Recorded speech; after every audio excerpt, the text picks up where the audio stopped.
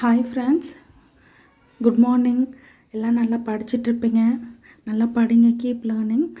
இந்த டாபிக் பார்த்திங்கன்னா 7th புக்கில் கன்னியமிகு தலைவர்னு கொடுத்துருப்பாங்க. ரொம்ப ரொம்ப இம்பார்ட்டண்ட்டான டாபிக். இந்த லெசனு சிலபஸில் கவர் ஆகுது. இப்போ புதுசாக ஆட் பண்ணியிருக்காங்க காயத்தை மில்லத்தை பற்றி. ஸோ அதை நல்லா படிச்சுக்கோங்க. இதில் இருக்க ஒரு குட்டி பாக்ஸ் இன்ஃபர்மேஷன்.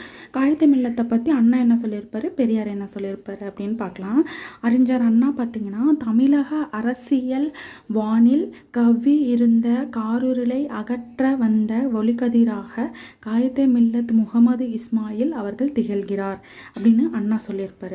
சரிங்களா. தந்தை பெரியார் என்ன சொல்லியிருப்பாருன்னா, இப்படிப்பட்ட தலைவர் கிடைப்பது அரிது, அவர் நல்ல உத்தமமான மனிதர் அப்படின்னு பெரியார் சொல்லியிருப்பார். ஸோ இது ரெண்டும் கன்ஃபியூஸ் பண்ணிக்காதீங்க. உத்தமமான மனிதர்னா பெரியார், அகற்ற வந்த ஒளிக்கதிராக காரிருளை அகற்ற வந்தவர் அப்படின்னா